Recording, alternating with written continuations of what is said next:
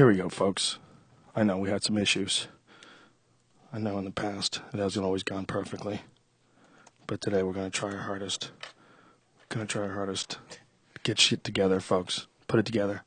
This episode of the Joe Rogan Experience podcast is brought to you by Audible.com. If you go to audible.com/Joe, you will get one free audiobook and you will get 30 free days of Audible service. If you have never used Audible.com or heard of them, it's an excellent resource for audiobooks, perhaps the best on the net. And that's a strong statement, but I stand by it. More than 100,000 different titles. Great books like our friend Chris Ryan's Sex at Dawn. That's available on Audible. You can get that for free if you go to audible.com/Joe. If you don't use audiobooks, you're a silly bitch because they're awesome. It's great if you have to travel, if you get stuck in traffic, if you're sitting on a bus. It's an amazing thing that can take an otherwise wasted moment in time and actually make it enjoyable and make it educational and enrich yourself while you're on the bus, bitch. Get it together. And if you go to audible.com/Joe, you can get it together for free for $30 or for 30 days rather. 30 days for free audio service and one free audiobook. Go try it. Check it out. We are also brought to you by Hover. Hover is a domain name company that's owned by the same people that own Ting. And if you know how gushy and lovey we are to Ting, you know that we feel the same way about Hover. The idea behind Ting, what I love about it, is that they're trying to give you a great deal on excellent service. And they're trying to make things as easy and ethical, as simple and fair as possible. And that same sort of attitude is taken up by Hover. They try to provide you with things for free that other domain name companies will make you charge for, like Whois domain name privacy. If you go to hover.com/Rogan, you will get 10% off your domain name registrations. I actually have domains registered through Hover. I got a bunch of them that I'll probably never use, but I had an idea. I can't tell you right now, man. I can't tell you. I had a project in mind. But you know what? I have kids and projects. I start them up and then I go, shit, what the fuck am I doing with this? It's the weed. Silly website idea. But if you wanted to register a website, I obviously run actual web. I have joerogan.net and there's other websites. But if you want to start your own, Hover's the way to go. Go, check it out. And I believe you get free domain name registration if you sign up for more than a year, right? Isn't it something like that? Yeah. Free domain with a year. Yeah, it's an awesome company. So go check it out. Hover.com/Rogan. Go there. Save some money. We are also brought to you by, is that it? No, we have one more, right? Oh, Stamps.com. Yeah. Stamps.com, which if you've ever seen those silly Death Squad kitty cat T-shirts that Brian Redband creates, and if you haven't seen them, go to deathsquad.tv. They're pretty badass, and especially the hypnotic looking one, the psychedelic cat. I love that little fucker. But Brian sends all that stuff through Stamps.com. If you are someone who runs your own business, going to the post office can be a real pain in the ass. It's a long wait in line to deal with some unenthusiastic person who doesn't really want to weigh your shit and tell you how much it costs. Oh, it's a pain in the ass. It's a huge drag. And then there's like those people waiting behind you. Like, really? You're bringing boxes of shit in here? You can actually do all this stuff right from your desk. All you have to do is go to Stamps.com and check out how it works. You buy and print actual official U.S. postage for any letter or package using your own computer and printer. It's an amazing thing. They send you a digital scale. It calculates the exact postage. There's a little microphone. If you go to Stamps.com, there's a little microphone in the upper corner. If you click on it and enter the promo code JRE, you will get a $110 bonus offer, which includes a digital scale and up to $55 of free postage. It's an excellent service, folks. And again, if you run a business and you don't use Stamps.com, you're really being silly because it will make your life so much more simple. If you have to dread those treks to the post office, I'm sure that scale will be good for weighing out tobacco too. How dare you? How dare you in the middle of a Stamps.com interview? I don't think you're really talking about tobacco, yes, sir. I am. I do not believe you. Listen, we in no way endorse selling illegal tobacco and then shipping it using stamps.com. That is not what stamps.com is for, okay? It's for flags. If you're selling American flags, if you've got maybe ammo that needs to be shipped legally, state to state, yes, go to stamps.com, but please, no illegal tobacco. Look at it. It looks like a pretty badass scale right there. That was... All right, ladies and gentlemen, just go there. The code is JRE. Use it, stamps.com. It's fucking awesome. Go check it out. That's stamps.com. At the top of the homepage, enter JRE. Enjoy, relax, repeat, rinse. Douglas Rushkoff is here, ladies and gentlemen. Cue the music. Okay. Do you know how to do it? It's got too much tobacco in it. Joe Rogan Podcast, check it out. The Joe Rogan Experience. Train by day, Joe Rogan Podcast by night, all day. Too loud? Yeah, it's all right. Yeah, I'm sorry.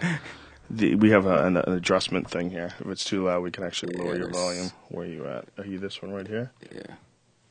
Is that better? Yeah. Is that better for you? Yeah. Yeah? Okay, cool. Sorry about that. Didn't mean to blow your ears off. Thanks for joining us. Thanks for Appreciate having it. me. Douglas Rushkoff, if you do not know of him, is would you call yourself a media analyst? What would you call Media yourself? theorist. Media But author theorist. mainly. Author mainly, yeah. And your new book is called Present Shock, When Everything Happens All at Once. Is that what? Everything happens now. And then when everything Yeah. happens now. I saw quite a few of your videos online. They're really interesting conversations. And one of them that really struck me was there were several of them that struck me, but one of them was your story of being mugged, and you told people on an online room like where you got mugged, and people were upset that you, in telling the world that you got mugged there, it was lowering their property values. Yeah, that was a that was a bad one. That's so crazy. Yeah, I mean, it was one thing to get mugged, which is kind of freaky in itself. And whatever, shame and weirdness goes with that. But I guess what I was trying to do, I mean, deep down was probably elicit, love and affection from the people on my Right. list. So I put up, and there was some social responsibility to it. So I put up where I got mugged because everyone should know this is maybe a dangerous stretch here. We got to maybe get a light. But yeah, so I sent it out, and then the first two emails I got back from this loving list of parents was, "How dare you say exactly where it happened? We live right across the street. You're going to lower our property values." I'm like, "Are you selling now? Is that? No, we're not selling." But it was a really weird time when people needed their property values to go up because they were trying to get bigger mortgages and pay down and do all that. And it was just so panicky there about that someone was afraid, oh, what if a newspaper covers it and it's bad, and what if I... It's so weird when ones and zeros trump humanity. And in that case, that's Yeah. exactly what that is. That's ones and zeros trump humanity. Well, yeah, and two kinds of ones and zeros. The ones and zeros of money, Yeah. and the ones and zeros of digital technology, which I think can create a kind of a distance. Mm-hmm. That Because you you're wouldn't not get. feeling the impact of saying that to someone's face. Yeah. There's a weird communication that takes place online that's it doesn't have any consequence. You can do it anonymously, and it's like these barbs that you can just send out, and illogically, like in ways that you would never if you had to deal with someone one-on-one, because you would feel it. You would look at them, Right. you would feel their response, you would be like, "Why are you saying this? Like why are you being such an asshole?" But because you are anonymous, Right. so people are just like in this unnatural communication thing. Right, but then the part that then worries me after that is if you get used to doing it like that in an anonymous way online, does that start to make the behavior a bit more normative when you're even with your identity? I guarantee it has to. It has to. There's no free rides when it comes to that. I really feel like your thoughts, there was always a thing. I remember when I was in high school, someone in my school newspaper wrote a funny critique about the Boy Scouts, and one of the things that he didn't like about the Boy Scouts was that they wanted you to keep your thoughts pure. And he was like, well, my thoughts are my own thoughts. I'm just as long as I don't do anything, I don't think there's anything wrong with my thoughts. Right. I thought that was really smartly argued. I remember reading that, going, "Wow, this kid's pretty clever." But then I thought about it. I'm like, "But if you're thinking about creepy shit, you probably are kind of creepy, and it's not going to get any better. Just you're just going to eventually one day you're going to snap, and then you're going to do something." The creepy thing. Yeah, if you really are like I don't know. I mean, everyone has their own definition of thoughts being pure. Like a more lenient person might allow a lot of like healthy sexual things in the idea of thoughts being pure, as long as it's not creepy. But there's other people that would just sit around and say, well, let me just think about creepy shit all day and not do it, and I'm fine. But Right. you're not. There's no free ride. There may be, though. You think so? Well, I mean, what you're describing is, the benefits of an absolute police state as long as it was always right.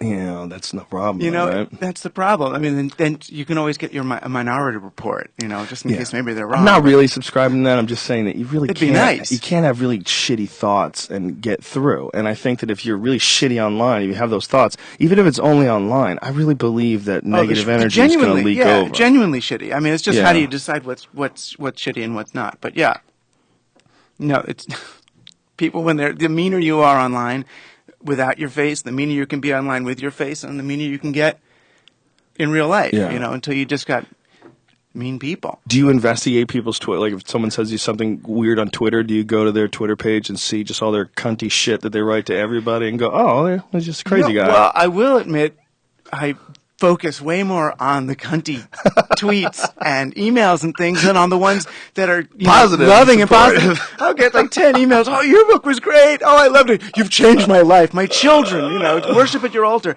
He's like, delete. What's wrong with you, Rushkoff? Who is this guy? Your book sucked. Why? Yeah, Why did he say this that? is the biggest piece of shit I've ever read. What?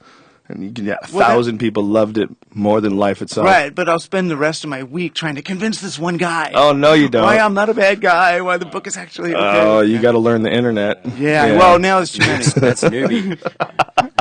Well, it's hard. It's hard not to engage people because it's like a person saying it to you. It's very similar. And to someone who's public, you're out there. You have your name is out there. The videos are out there. Anyone can find out about you and see you. They can reach you too. And reaching you on Twitter, they can send you some shitty thing just to get a rise from you, and then they're just making you dance. And then you're dancing to someone else's spell. So you got to learn how to just look at yourself and go, does this make sense? No, it I do. doesn't. But what it actually... Fuck that guy. Oh, yeah, and be able to leave it. But you got to be able to do that to the point where it's healthy and not beyond. Yeah. Because at some point, if everybody's going, Rushkoff, wake up! Your book needs to be this when it's, you can do this, but you can't do that. Well, in the end, the market would tell me, I guess. Yeah, the market would tell you, but yeah. you're not a dumb guy. You would never do that. You would never make a book like that was so off and out of line. You would look at yourself along the way. I can tell in talking to you for 10 minutes you're not that kind of guy. The kind of guy that would do that is like there's certain people that are functional crazy. And they can like figure some things out and chase some things down, and then they'll get stuck in some sort of a weird rut, and you can't talk them out of it. And you realize, oh, he was crazy all the time. He just figured out how to get through life. Those are the ones that will go off on crazy tangents, and people go, "What are you doing?" Because the guy wasn't really nuts in the first place. You're not nuts. You're all right, man. You don't have to worry about that shit. Get that one out of you. You need to keep a posse of people around you to keep telling you you're not insane. Then you can. You gotta. I think there's a good thing that comes from criticism, though, because it's even really harsh criticism is because if they're ridiculous, and if you look at what they're saying, if it's ridiculous and mean and it really reveals far more about them than it really does about you. But look at what they're saying, and is there any merit to it at all? Does it make any sense, or is it just nonsense? Is it just a guy being an asshole, or if you weren't you, could you find merit in it? Like, I've found criticism from the biggest assholes, but it was like there was like a hair of accuracy into it that made me like reconsider certain things. Yeah, I mean, and the most valuable thing about it for me, entertaining it to some extent, is just it makes me more flexible, as a thinker. If you can wrap your head around, oh, where am I wrong? Right. It can make you a little indecisive because it's like, well, he's right and he's also right. And this one, right. Well, but sometimes things are complicated. It is, I know, but that's for me, the object of the game. That's why I keep writing. I'm writing about the now, present, being present. If you're actually present, have to be present with yourself, and you have to be present who you're with. Right. And that's the thing that everybody looks to be avoiding, one way or another. Whether they're doing it, because I got to earn money, or they're doing it because they got to check a device. I mean, there's the constant SMSing, and it's just, I see so few people. I walk into rooms now, and I feel like,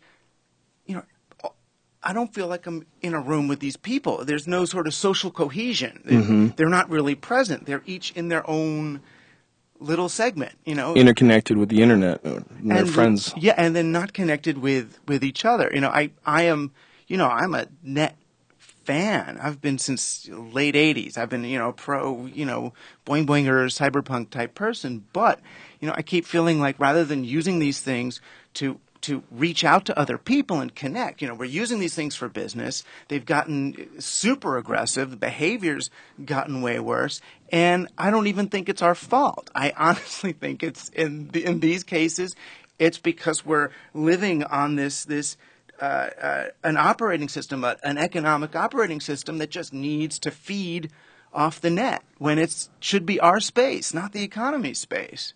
Yeah, I feel like we're in a stage of progression for this interconnectivity progression where we're starting off with, we were starting off with just regular telephones, and that has moved to cellular phones, which everybody carries, which is going to move into some Google Glasses type thing, which is going to eventually, down the line, if you extrapolate 100 years or whatever it's going to take, there's going to be some really crazy interconnectivity that people share. And I think this stage that we're going through right now, the anonymous stage of being able to make a Twitter account on some fake name and just start saying mean things to random people, that ability is going to go away. You're not going to have this anonymous portal.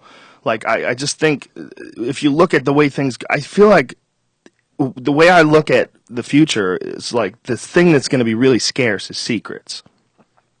I think we're going to be able to connect with each other in some way that we probably can't even imagine right now, whether it's some neurochip or something that you embed into your body, whether it's nanotechnology, whatever it is. There's going to come a day where we're completely interconnected with each other. But the beauty of that, though, is if it really worked, it would bring us back to the now that we've been avoiding all this time. Yeah, to the face-to-face live interaction where you can't fuck with each other because you're here. There's this guy. It's a strange way to look at it. I met this guy, this show guy, a stage magician guy who could tell when people are lying. I don't know if you've ever seen this guy. He's worked for the FBI and stuff, and he does all these tricks. He lines up 10 people, and he says, okay, one of you think, and he can really tell. Period, when people are lying.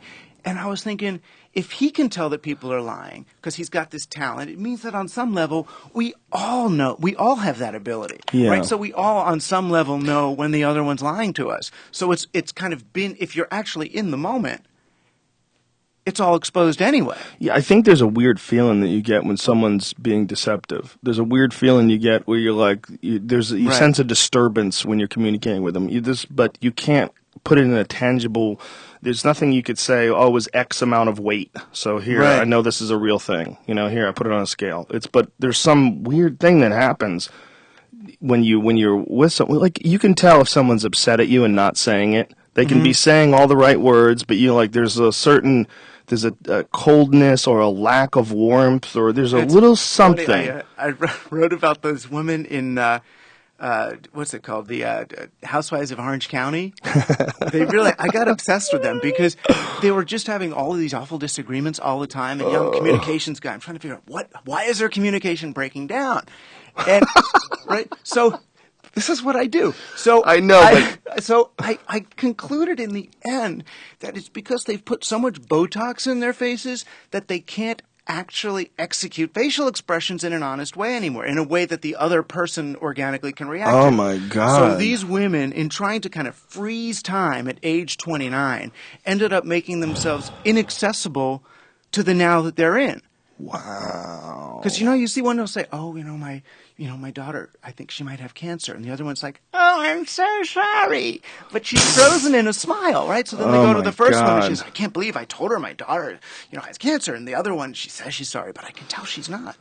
And that's sort of, it's just a metaphor, but it's true. They're stuffing cotton in their mouth, and you can't understand what they're saying. Right. They're ruining the facial communication, the expressions of facial communication. Right. And What, then what the a weird question world is, we live in where they're shooting poison in their face to freeze right, it. but to freeze it in time is the thing. They're trying to stop Yeah. time. And that's like I understand the urge to stop time, but when you stop time, you lose the moment. That's kind Yeah. of the whole point I'm making. It's like the net, it can stop time in a certain way, but you're going to lose certain moments then, you know? So I'm all for being on the net and having a net moment. But, you know, even here, you know, I've heard you do those ads before for those sponsors. And you could just cut and paste, you know, you could cycle 7 of them and maybe people wouldn't even know it's the same ones, you know. You could cut and paste from another show and throw it in, but you decide, no, I'm actually going to sit here and read these 3 ads with my friends. Well, if I didn't Be do it like present. that, I'd be really bored. You know, I would yeah. never want to just read an ad. So we always So do you it can that copy way. it. Well, you We've make always more money. You make more, you know, that's the model of the industrial age, of course, is to print out more. Yeah, and the only way we could even do any of this stuff the way we're doing it is because we don't have anybody that we have to approve Right. it with. You know, no one. I don't have to go to NBC and say, "Hey, this is what we're thinking of doing. I know you have these commercials, but we're just going to talk Yeah. shit, and occasionally we'll get to the point of the commercial." But ironically, on the long run, it ends up making more money. Yeah. I mean, certainly more money for the people who are actually doing it. You know, maybe by the other system you can make more total money, but it's going to go to, you know, God knows what, to some institution anyway. You know, so the fact that it is live, and it is an MP3 mainly. It is mainly a podcast. You know, you think on the first hand, because I'm looking to make a kind of radio choice myself, and it's like, well, I can do this for the man and make this amount of money kind of guaranteed, but I'm going to have to stay between these sight lines, and Right. or I can go this other route and actually do the thing I do. You know. yeah, And there's it not even ends a up- choice there. Yeah. Not in this day and age. It's not necessarily. There used to be a time where you would have to choose. You would, well, this internet thing, who knows Yeah. if it's going to work out? But that's crazy. Like you have an option to immediately jump in and get a gigantic group of people that are going to start retweeting and tweeting and listening to your stuff, and you'll develop a giant following in no time. And as that's happening, all you're doing is you're selling ads for companies that you actually believe in. Right. You could. That's the only way you should do it. Fuck working for some company that tells you not to swear or not to do this or not to discuss that, or that's not the stance we're taking on this particular complicated issue. Fuck that. That's the enemy of real thought. The enemy of real thought is committee. I don't know what you're really thinking if everything you say has to go through a committee before it comes out of your mouth. I want to know what the fuck you're thinking, and especially in like the sense of a radio show. A guy on the radio, that's like the whole thing. It used to be, like, even DJs. It used to be, this DJ likes this music, so this is why it's awesome. Or was broadcasting from the same city that you were in. Yeah. Remember when then Clear Channel took over, and it was like, oh my gosh, so we're getting a recording that's done by computer 3,000 miles away? This is my local rock and roll station? It's like, what Or they happened have there? those Jack FMs, which is essentially like playing shuffle when you're on your iPod. There's, it could be anything of a number of things that they approve, and they pretend we're wacky. We just don't have any rules. Like, oh, we're Jack FM, and it's like a standard model. There's like 100 Jacks across the country, and probably even more than that. It's weird. I think radio's completely on its way out. I think they're fucked. I think that's like it's a silly way to do it, and no one's gonna stick with it. After a while, like, why you're gonna have internet access in your car within no time. That's easy. They could do that right now. I already get that with podcasts on the iPhone because I have my iPhone Bluetooth to my car. So I'll just immediately say, "Oh, I'd like to listen to a Duncan Trussell podcast," and I've done it at a red light, where it's so easy. At a red light, it's 1, 2, Duncan, boom, there he is. So the one aspect of radio that I feel like I would miss is that local terrestrial quality of it. Because we could still have you could have a L.A. channel, and I could have a this part of New York channel, and we could do that technically with digital, where you'd pick your so-called regional thing. It'll be local stuff, but the medium's not biased towards that. The medium it's all equivalent, and I wonder, would we drift further away from local and kind of the things that matter to us in the here and now, or or would we choose that stuff? I think, instead of like a local radio station, you're going to have a million people in LA making their own music, putting their own shit out there that you can choose from. Whether it's a music list, like a Pandora list or something like that someone puts together, or whether it's podcasting. I just think the idea of a local representative was always gross.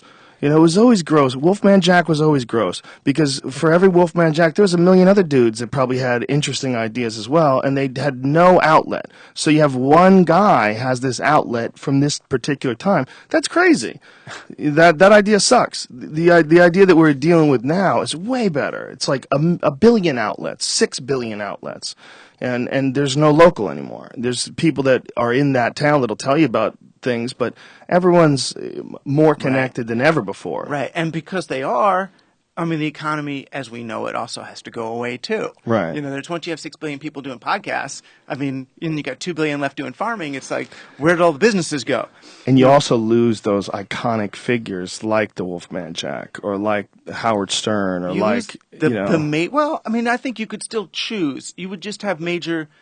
Every once in a while, something major would happen. Right, but wouldn't be that one guy who's your town's guy. Like when I grew up in Boston, it was Charles Laquadera. Charles Laquadera and the Big Mattress was like this. He would call this like morning show. It was called the Big Mattress. He was a great guy, Laquadera. Really nice guy. I met him too eventually, but he was like the number one radio DJ in Boston. Everybody knew it. You would go to, when I was doing construction, I'd go to job sites, people would turn on the Big Mattress, listen to Laquadera. And that was a show. It was like, that was the show. And the only way to get a show like that is to not have a lot of options. To have a show that everybody agrees we're all going to listen to. It's kind of the only like 3 options.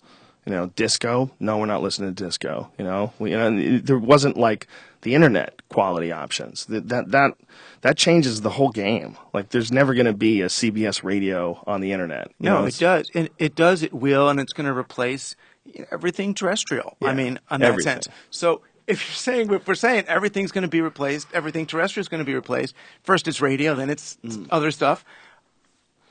All we have to make sure then is before we lose all those things, which we're going to inevitably lose, to say to ourselves, what is it we value about those things that we want to bring into these digital things before we're untethered and there, before it's all the way. Yeah, what we want is our cake and we want to eat it too. We want the digital era and we still want mom and pop stores. Right. We're trying to keep it all together. And that's the question is, can you get both? So can you have this, very traditional narrative, 20th century industrial age culture live right aside, this sort of steady state economy and peer-to-peer currencies and local CSAs? Can we have an iPhone and organic chard and no slavery in Africa to get either? Yeah, is that possible?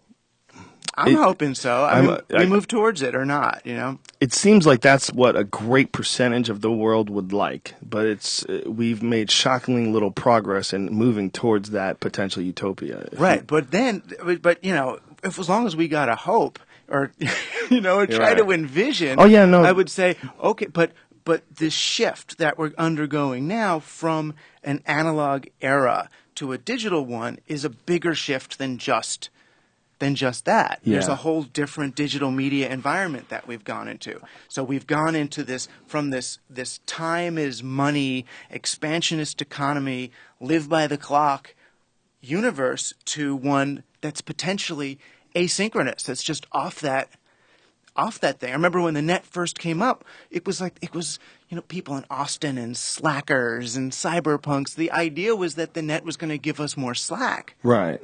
And it's ended up for most people kind of doing the opposite because they're always on and working and being monitored and all that and distracted. But I think if we take command of the way we're programming these things, then we can use them to create, the gorgeous culture of Slack, to create, what a few of us are kind of discovering we can do, like you're doing with this, right? You're just doing your thing. Yeah, I think we're trying to resist the inevitable.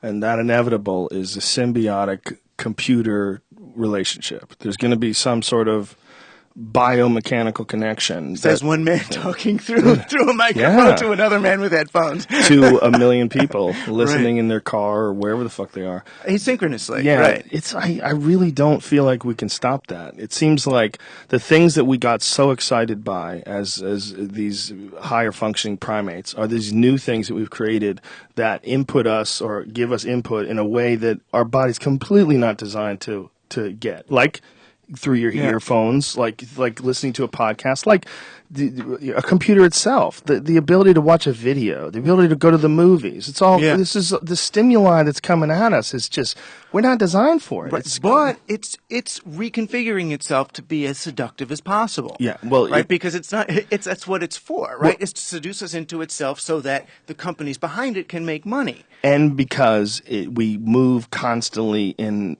a path of progression. And if you look at the technology, it's always going to move into a stronger, we're never satisfied with any particular result at any particular time. We want more choices. Yeah, we want more choices. We want it to be powerful, more fast. We want better graphics. We want bigger booms. That's not realistic enough. Let's take it to the next level. It's in this desire to get these experiences, we're pushing the technology. Like ultimately, that's what's getting pushed. Then what's interesting to me about that is while all that's pushing ahead, what we get in a digital media environment is we end up retrieving like weird medieval values. Yeah. You know, you get Burning Man and Etsy and people doing peer-to-peer stuff, trying to have their local currencies, which they haven't had since medieval times. You know, you see the stuff that gets retrieved, and paganism and you know, mashing up roots to heal yourself with things, maker culture, all these things are what we've lost over the last 1,000 years. That's what the Renaissance and the Industrial Age was about, you know, stamping that out and putting everybody on the assembly line at Ford. So it's fun that as we move forward, we get these great old recurrences, which to me is reassuring. It means that we are bringing something with us into this next place.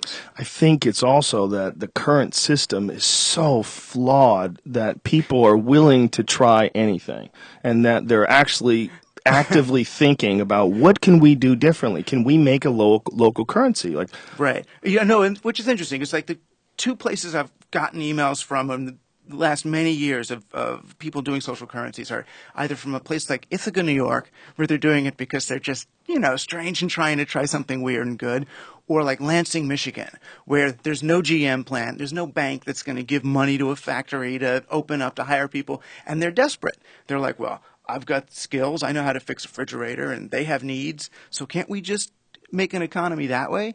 You know, those are the places where people are actually asking the where they're ready. I just don't like that readiness seems to involve being just so, I'm not just fed up, but uncomfortable, you know, that you've got to do something. Yeah, we're clearly going through a change. We're clearly going through a change as a culture that we weren't prepared for, and we're sort of making our way as we go along. Mm-hmm. And there's a lot of mistakes along the way, and the evidence that points to it, one of the best pieces is your story about people getting upset at you because you got mugged and called in the story, you know, and said the location. Yeah. That's one of the best examples of people like losing the script. Like along the way in this crazy thing that we're doing where we develop currency and then there's things called property values and there's mortgages and equity and all this crazy shit. Along the way, you know, we're going to have to figure out how to stay human. And when you see like instant failure, like, oh my God, I got mugged. You fucking asshole. Why'd you say the place? It's interesting. I mean, it's in every single one of my books. I've written like 12 now. You know, they're all finally about how do we bring humanity into this thing that seems to have lost it. Right. You know, so I did it for business. I did it for the economy with Life Inc. is the book you're talking about. I did it for Judaism with something called Nothing Sacred, saying Judaism should be this ongoing conversation. Keep it alive, keep it human. Don't let it lock down. And now this one, it's weird because it's like I'm kind of admitting that it's what I guess I've realized it myself, but I'm kind of saying, oh my gosh, I'm a humanist. You know, I'm a humanist and a technology enthusiast. And how do you be both? Because so many of the other folks who are sort of pro-technology, sort of my posse, they're all sort of talking about not human beings being enabled by technology, but technology surpassing us. some singularity or, some moment in the future where computers get smarter than us and then we're not really needed anymore. It might not be that simple. I've been thinking about it a lot lately, and one of the things I think is, why do we have this idea of competition, and why would the computer enjoy that idea with us? Our idea is based entirely on our biological makeup, our need to reproduce, our need to prove ourselves to our mate, our need to protect against strangers, all these instincts that a computer's not going to have at all. Mm-hmm. So the idea of competition with humans for resources, or even the idea that survival is imperative and that, you have an ego and you can't die, they're not going to have any of that. So why would they be in competition with us? Why wouldn't it just be new... It wouldn't be because of them. It'd be because of the way somebody programmed them. We programmed them. Once they become sentient, though, that's really... Then they wouldn't do the bad thing, because why not keep us around? But it doesn't matter. It's not a matter of them being able to do that, because I don't even think they will. I don't think they can. It's more a matter of people in the here and now saying that human beings are really only important insofar as we can be the shepherds and organizers of information, right? Information is the thing that's evolving towards greater states of complexity. And once human beings are no longer the best at making complex information, but computers are the best at it, then there's just no need for humans anymore. Would the computers kill us or not? I don't know. Would they give us a good time? Who knows? But just the whole idea that we should be developing technology with this in mind, I don't know, it negates what I think is an essential, for us anyway, centrality of humanity in the equation. Well, I think people don't recognize how much we need each other. We don't recognize how important positive interaction is with other people to your health and the way you feel about life. There's clearly a relationship that people have to each other that we're in denial about. Right. We lock ourselves up in our apartments or in our homes, and we shut our car doors and we roll down the window. And that's one of the reasons why people are willing to give people the finger when they're in the car. You would never do that in real life. Glass, you feel like you're in some sort of a contained world. And even though you're not even anonymous, you're still like, fuck you. How many people do you give the finger in real life? Like, nobody. But once a year, I'll give somebody the finger. Somebody does something crazy and they beep at me. Fuck you. Fuck you. It's beautiful. It's a beautiful thing to do. But, that eventually, I think we have to accept the fact that we're only happy when the people around us are happy, when we're in harmony with the people around us. We're not happy when we're in conflict. We're not happy when we're not happy when we fuck people over. Like, I know people that have done bad things in business and bad things ethically and bad, and they're not happy people. No, but then in the current culture, they can compensate for that with medicine. Yes. Right? Oh, there you go. Antidepressants. That gets them through the night. What you have to hope, I always do, which is it's a vain hope. I hope that the people who do bad stuff but then make up for it with drugs still feel worse than I do, not taking those drugs and trying to do good stuff. You don't want to believe that, these kind of guys. Like, I used to see, I won't even say his name, one of those millionaires down at Knicks games. And I'd always think, I sure hope he's not happy. That's funny. Which isn't very fair, but... Well, all he's doing is playing some really crazy game that was around before he was ever born. He just got into it and got really good at it. The game itself is bananas. Just the stock market itself. Just the idea that the wealth of a person can vary day by day because of confidence. Right. Confidence, consumer confidence in a product can like shift and change with recall. And then you watching these numbers go up and down, like, what the fuck are you even talking about? Most of the explanations you see, I watch these business sites and the market will go down and they say, oh, market down because of such and such in London. And then it's like by the time that piece comes out, that market's actually back up. And they're already constructing their, let's tie market going back up to another random feature. It's like the explanations after the fact have so little to do, with whatever some algorithm decided it was going to suddenly ultra fast trade something and throw the stock up. It's like at this point, it truly is. That's the best place to see humans combating machines is on the market, where it's like there's human traders competing with these programmed algorithms, and the algorithms are certainly winning the war. And if you look at their screens while they're doing it, it is almost like code. Like the average person who doesn't understand it doesn't know what the fuck the stock market's saying, the symbols and the SAO and this and that and the ones and the zeros. You look at all that, you have no idea what that is. I mean, how is that really different than a computer code that you're reading? I mean, that's essentially like a way that people are tapping into this bizarre system. I mean, it was at one time the sort of the price of something had to do with something. Right. It's like there's a factory. Oh, its factory went slower today in the rain. The market will go down on that side. It was like real, and I feel like it's gotten certainly further and further from whatever is going on in that company or the earnings or the things. It's absolutely abstracted to the point now where people don't even invest in companies. Right. You invest in something like when Facebook went public, people bought it at like 9 in the morning and like 9:10, they're all pissed off that it hasn't gone up. It's like, wait a minute, I was supposed to. I thought triple my wealth. Triple my wealth. It's like, no, you don't make money on the trade. You're supposed to make money on when you've done it. But now we've got derivatives and derivatives of derivatives and derivatives of derivatives of derivatives on there, which is just a way of kind of shrinking the Explain that for span. people who don't know what that means. So if you buy a stock, I mean, you buy a stock and you hope it goes up and then you sell it in the future. If you'd rather make up that time right now, I can sell it in the future right now. Right, I can basically sell that future sale because I think that sale is going to be a good one now, right? I can say, what if I did that trade? I'm gonna have it now, but so what am I trading then? I'm trading on an abstraction from what something's going to be worth at some moment in the future. So it's like I'm trading on the stock over time. And then someone else can say, well, I'm going to trade on the abstraction of that. I'm going to trade on whether or not people think the stock in the future is going to be worth more next minute than this minute. It's like, well, what's that? So basically what you're doing is you're buying the stock over time, over time, over time, over time. You're creating these things, these derivatives of whatever the original investment was, which is kind of just a derivative of the thing. Right? There's the pork belly, there's the derivative of the pork belly, derivatives of the derivatives, derivatives of the derivatives of the derivatives of the derivatives. All ever tighter ways of saying what is pork belly going to be worth, on February 3rd.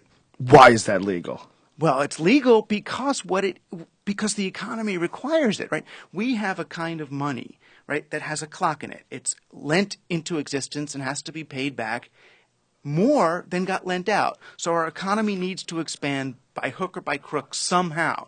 It has to grow in order for it to survive. That's just the way central currency works. They need to find more surface area for the money, more ways for people to buy stuff. So instead of just there's not enough of a company to buy, so now we can bet on how that company's going to do in some future. Now we can bet on that or we can bet on that. Right? But what we're really doing is trying to kind of compress all of this time right onto like the head of a pin so we can bet on that. So I don't have to sit and wait, 3,000 years for Facebook to be worth something. I can trade on its future worth now. But the whole joke of that is people who are trading that way, there are these computers that are trading faster than them. So I put in one of my super fast, crazy, derivative trade. Goldman Sachs sees that order coming in on the computer. They're so close to the exchange, they can execute an order before my order even goes through based on having seen that I was going to do what I'm going to do. So they can literally trade in my future. Right? Wow. I am in their past. No, that's digital time shifting. That sounds like they're freaky. cheating. That's like someone like running a Quake server and they're local and then you have like 150 ping. Exactly. That's bullshit. I think so. Bullshit. But the irony of it is it's gotten so big, right? Derivative trading is bigger than regular trading now. My God. So that the New York Stock Exchange actually just got bought. The exchange itself got bought by its derivative exchange. So it's almost just like the proof's in the pudding. It's like the derivative owns the market at this point. But that's when you get one how did step anybody removed. allow that? How could the government even ever deny how incompetent they are when they allowed that? Like that alone, someone should just have a broadcast on national television, one of those town hall sort of events where you sit down with the main people that run the country and go, how the fuck are you allowing this? How have you not fixed this? Well, why would you ever try to do anything else before you fix this? When they made the decision, they genuinely thought it would be good for business. But it doesn't. It's At least in the short term. I will never understand where it all goes. The business people promised them they'd figure it out before it got really bad. Oh my God. We'll figure it out before it got really bad. How much bigger is the derivative economy? I don't know exactly. I mean, it seemed, I was trying to find out what the sort of trading was. It seemed, from what I could tell, like that 94% of trades are now derivative because they're in, because there's such bigger volumes. That Oh you my trade. God, that's insane. No one's gonna you're not gonna buy 10,000 shares of Honeywell today because that's whatever $60,000 or something. But you could buy like 10,000 futures on Honeywell because they're really cheap. Oh my God, that is so crazy. So without leverage- 94% of the of trades are We can look futures. at I'm scared. And how many more? I think it's ultra fast too. Is a whole other. They're sort of two different realms. But yeah, it's huge. They must all be crazy. Everyone involved in that must know that they're bringing on the Matrix. They must know that they're the first steps before the digital machine takes over. They must know. They must know that there's no humanity in that stock market shit. That's chaos. Well, the thing is, and again, I don't want digital technology to get blamed for this, right? Because the real operating system they're promoting is not the digital operating system. It's the economic operating system underneath it. It's this 13th century central currency, interest-bearing, debt-based economy. And none of the guys who I thought would get us out, Ev Williams with Twitter, Mark Zuckerberg with Facebook, the kids from Google, right? Each of them had a real shot, even Bill Gates, at breaking the central economy and flipping things the other way. How do you think they could do that? Not going public, not doing it with venture capital, saying if Google can hack web search, if Facebook can hack social, if Twitter can hack everybody, why can't they, if they're so busy disintermediating all these different things, why doesn't any one of them yet want to disintermediate central banking and say, no, Mr. Chase, we don't actually need you. We're going to do our whole thing through Kickstarter, say. Like didn't one of your things? Yeah. That's an interesting point of view. I think they probably would never want to take that stand because they would be killed. I would imagine there's a lot of money in them not being successful with that quest, to ensure that they remain in control. Is there a point at which, you're doing PayPal? Okay, Right. We're going to let people do individual transactions. That was their original model, and they were going to make money on the float. And then the banks came to them and said, "Oh, you're not allowed to do that. You're not a bank, PayPal kids. You got to be, registered as a bank, or you're going to have to be connected to one of us." And that's when, PayPal kind of becomes part of eBay rather than whatever these crazy guys might have done. And I suppose there's this point, where, innocently these companies, they get bigger and bigger and bigger, hoping to do the right things. And then it's like, we're not going to let you do this if you don't play by our rules. But, I also feel like there's companies that if you're willing to go smaller, if you're willing to let it grow a little bit slower, that you can scale up. You can become a big ethical corporation. Yeah. Yeah, I always wondered why a big corporation couldn't be ethical. Why can't you have a big corporation with a good ideology behind it? But I think it's really because of shareholders, right? Yes. And shareholders are impatient. Shareholders are there. They're not really there, right? They're distant. Their shareholders are people who just want to see a number go up by the next quarter. And if you have to make a number go up by the next quarter, then you're going to have to be thinking about something other than doing good in the world. Yeah, if it is ones and zeros at all costs. Yeah. Yeah, if that's the game you're playing. But if you've got shareholders, then you're going to throw you in jail if you don't do that. I mean, that's your fiduciary responsibility. And it's a fascinating thing that a corporation can do something that an individual would be a total piece of shit to do.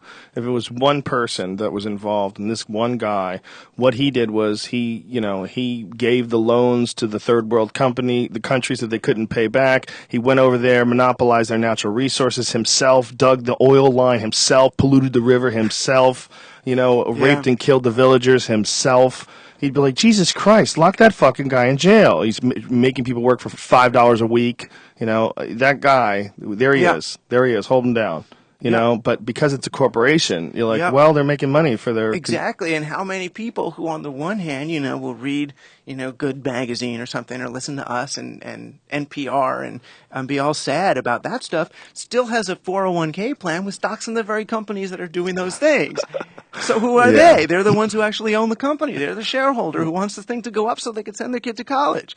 I mean, Yeah. it's interesting how circular it gets. So, I mean, for how unvirtuous that circle is, though, I think unwinding it is just as easy. So it's like, okay, instead of doing these sort of long distance, long term, disconnected investments in mining companies, I'm going to invest my money in where I see it, and people I actually know in the place where I am who are trying to do something, and bring it, if not local, at least into your present, at least into your visible reality. Yeah, and it really is the pursuit of the end goal of simply only ones and zeros done through a corporate way is really anti-human.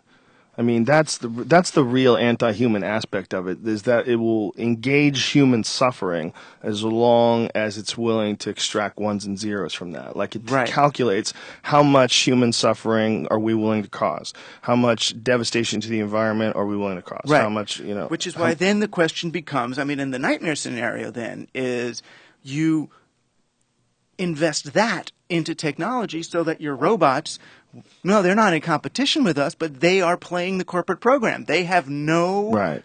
desire other than to extract Yeah. value and meaning from us. And those computers running algorithms recognize trends in the marketplace before a human could ever see it coming, and then Right. counter. And meanwhile, as we're making ourselves dumber about technology, I'm wearing this Code Academy t-shirt, right? I want people to learn to code. As we become more stupid about our computers are getting smarter about us, right? Yeah. They're doing big data repositories of every keystroke, right? Are there. They know stuff about us. They knew some teenage girl was pregnant before family did, and they know when kids are going to be gay before they know themselves. It's like they're really smart. Not And how about the weirdness 100%, but that comes when you go to a Google, when you Google something or you look for certain things online, and then say you go to a YouTube and there's ads for things that you've recently looked at. That is scary. Tantalizing ads. Oh, I see you're into Jeeps. Why, we have a Jeep for sale, and it's a new Jeep, and here's a video you can click on. and they're A/B testing that, and Yeah. they're saying which did he react to last time? Yeah. Girl in Jeep or not girl in Jeep? Girl in Jeep. Yeah. Okay. Give him that next time. Give him tits. This guy needs to see tits. Like, they'll show you everything that you're into. You're like, you son of a bitch. How do you know about all this? It's weird. And it's just the beginning. We're accepting it. Slowly accepting the needle into our vein that pumps in nanocells that eventually replace human tissue. There's going to be a commercial. There's going to be an artificial guy. He's going to be saying, why would you want to be natural? You're going to rot. It's not fun. Life gets even better as and then you you'll get buy to be your 1,000. You'll and- buy your little nanobots too from like the most reputable company, the one that you really like, and a great user agreement. But then after it's in you, it's like they get bought by Google, and all of a sudden your user agreement shifted. It's Yeah. like agree to do you want to have do you want to remember your children's names? Okay, then sign this new user agreement. Right. It's like, Otherwise, you get no data. You have enough for 2 people, 2 phone numbers.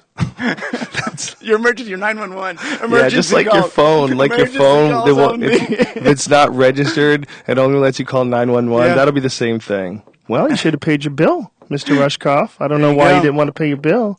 Now here you are with no recourse. Yeah. You're going to look at a shiny guy from the future. He's 1,000 years old, and he looks great. But And he's going again, to be all artificial. yeah, but again, it's not with all that artificialness, it's not necessarily, although it maybe is, it's not necessarily the technology that's the problem in this equation. It's the company that owns Yeah. the technology. Right, but ultimately, what's getting done? The technology is getting pushed. That seems to be Right. the case in every single situation. And ultimately, at the top of the execution food chain, when you look at like what is being done at the end level, that's really the game changer. The technology constantly increases, and with every overtake, with every new gigantic invention and bundles of money that go along with it, and all the people that got fucked over. At the end of the day, the technology keeps moving forward, and it keeps getting Right. stronger and stronger and stronger. It does, but it's not just stronger though. It's fundamentally different. I mean, that's the thing that McLuhan was trying to bring up. Marshall McLuhan, the media theorist, he was looking at the different environments that different media, different kinds of technology create. So, fire had a media environment, had a technological environment. With fire now, people could then go live further north in colder places, and little apes, who were smart enough to have fire could get away from big dumb apes who, couldn't travel north to chase them. We got different races. All sorts of things happened because of something like fire, or the invention of text. Right? The invention of text changed. Well, for me, it changed the way we look at time, right? Because now I can write something now that I'm going to be accountable for later, so we can have contracts. With text, we got history. We got the Judeo-Christian line of thought. We got law and ethics. We got the calendar. Then that all went along and we developed. Then we get the printing press and we get the clock. Right now, the clock, all of a sudden, we go, oh, wow, now we can actually break down the day into these little pieces. We put one up at the town square, and that's when time became money. That's when it's like, okay, now you can work for an hour for me. Instead of making a thing that you're connected to and selling it to me, now you can work for the hour or 2 hours or 3 hours. We've got a standard. And now we get the digital media environment, which is just as different as the industrial age media environment that the clock was from the printing press, from written text, from even fire. And in the digital media environment, there's this. It's not just more tech. It's more of a sense of moving through time in a choice to choice to choice to choice way. Where we just have more choices than we know what to do with. We spend more time processing choice itself than we do getting the things that we've chosen. It's like the call waiting is almost like the typical kind of digital choice. It just entered. All right, I'm talking to this loved one. I've got a call waiting. What do I do? Just to be put yourself in that interruptive state is very digital, because you want to have the choice because that person wants to reach you, but how that interrupts what used to be a more continuous way of moving through life. Yeah, it certainly gives us more options than we're naturally designed to handle, and the more people have on their Facebook page, the more likely they have like zero connection to those people.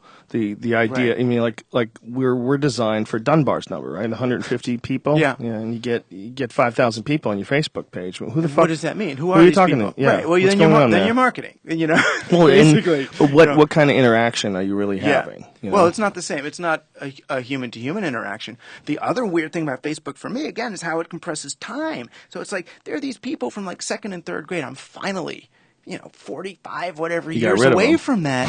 And then it's like, so 2 weeks ago, hi, I'm Marcy from second grade. It's like, oh my God, I'd left that behind me. It's not Marcy. I don't know who she is. It's who I was or who she relates to. It's just, it was in the past for a reason. Right. And now it's here. But then on the front end, I've got the computer on the other side calculating everything about my keystrokes. So they know my future, right? They know who's going to be pregnant, who's going to be gay, who's going to be this, who's going to be that. So it's like, okay, so it was like my past is all in here, and now my future's all in here, and everything's just sort of crushed in on me there. I don't feel autonomous anymore. I don't feel like I have agency. I don't feel in charge. I can't get away from anything, and I can't actually be moving towards anything with a sense of free will. But can't you, though? I mean, you're sort of in control of how much you interact with it, how much you choose to use it. Right, that's why I dropped Facebook. You dropped it? Yeah, I was just like, blah. Too much? Yeah. But you still use Twitter? Yeah. Twitter stays there. Why is Facebook problematic? Facebook is a problem. Well, real problem with Facebook is I'm not in charge of what I do on Facebook. Why is that? Right? Because Mark Zuckerberg can use me or my likeness in an ad of something that I don't even know what it is. See what you're saying. So he can't do that anymore, though, I thought. Oh, really? He undid that? Yeah, I think that was something that wasn't supposed to happen, supposedly, or they backtracked about that.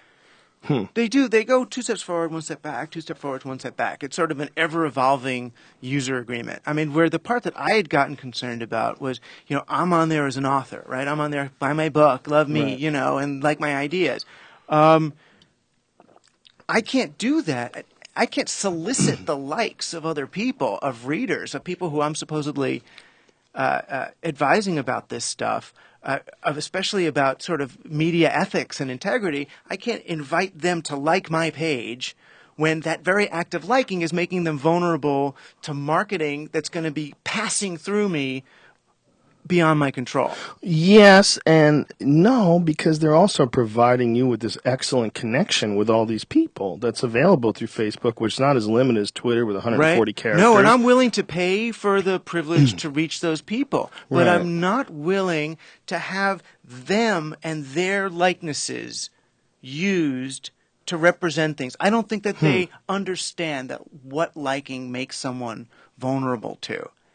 I don't feel so. I mean, on some sense, this is patronizing, I guess. What I'm saying is, I think I know stuff about this technology that they don't. If they all knew really how this worked, if they all knew the implications of what they were doing, then I would say let's go for it. But I don't think ultimately, they the do. worst consequences is what? Marketing? They're going to be marketed to? They're going to be represented, so their image would then be put on something.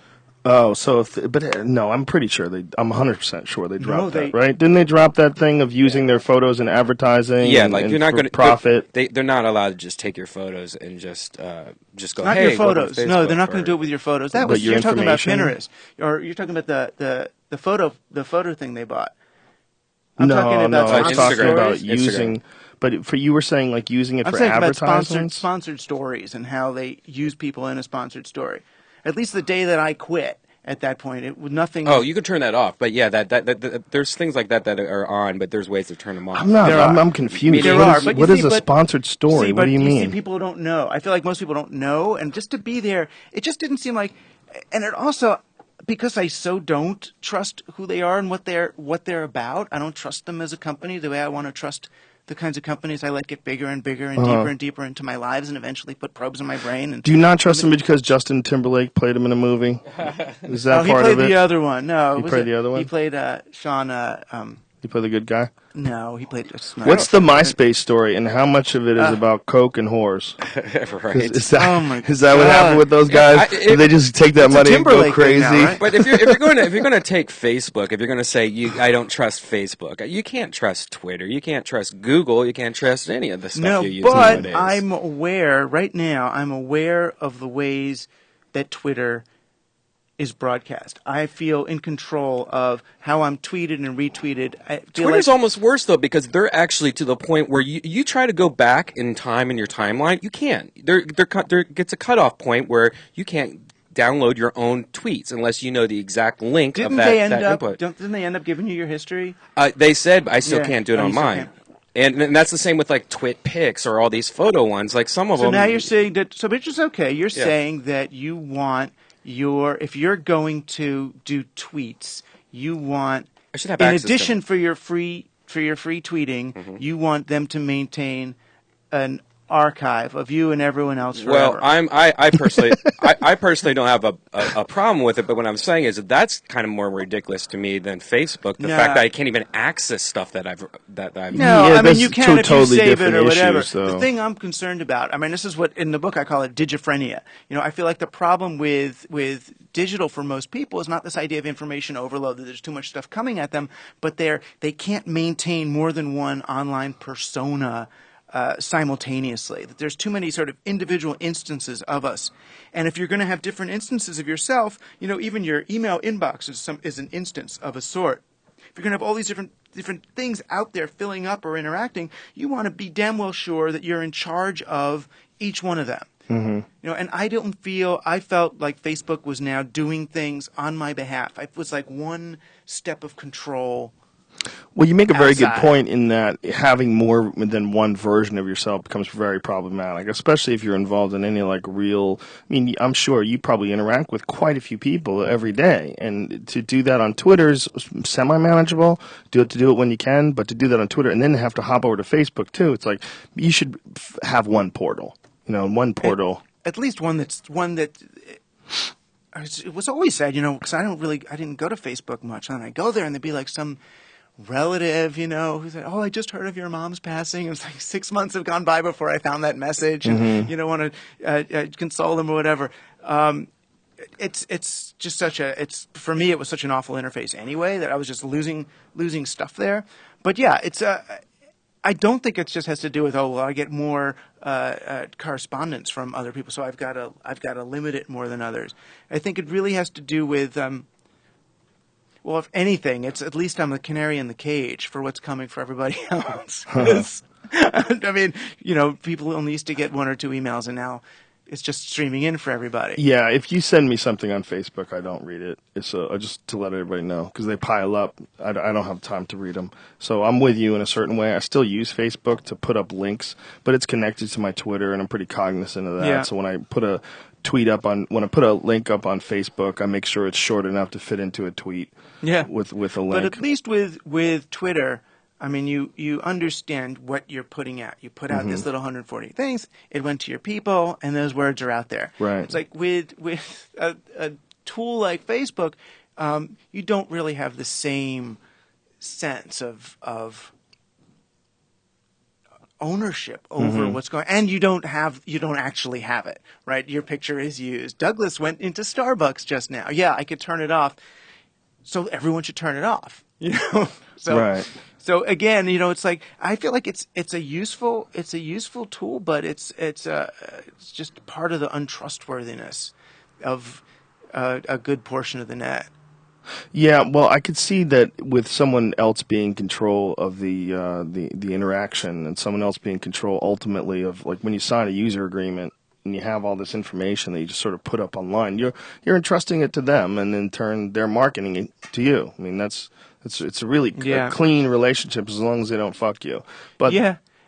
I mean, and there's a point at which I'll let Netflix and whoever's in behind my TV remote. I mean, now they know all that stuff, right? Right. I mean, I'll let them craft commercials around me. It's like I'll accept in this little arrangement we have with business. I'll accept anything incoming, but don't use me for your outgoing. In other words, once you're taking the person's identity and then saying, oh, Alice down the street liked this sitcom too, you should watch that. And then what I'm watching is getting broadcast to them, or what they think I'd be watching. That's where it starts to be like, oh, now I'm being disembodied. Now I'm being taken. I think, else. it's a great. Facebook is one of the most popular websites online, and it's also one of the best ways to waste time. Like, you can waste a day easily just looking up people that you used to have sex with. Just finding them and going, what is this bitch up to? Oh my goodness, look how fat she got. You could do that all day. You could do that all day, and that could be, entertaining, and you're not getting shit done. It's just, right. It's like I try to use Twitter. One of the things that I do with it is whenever someone sends me something fascinating in a link, I retweet it. And because of that, you become like a portal for cool shit. And people know that if they send me cool shit, I'll retweet it. And so you get all this cool shit just starts coming to you when you sort of have that idea. And then you send it, they send it to you, and then it becomes this really exponentially expanding thing where you have this like a radio channel or like an information dump. What percent of the tweets that you get do you think you pass on?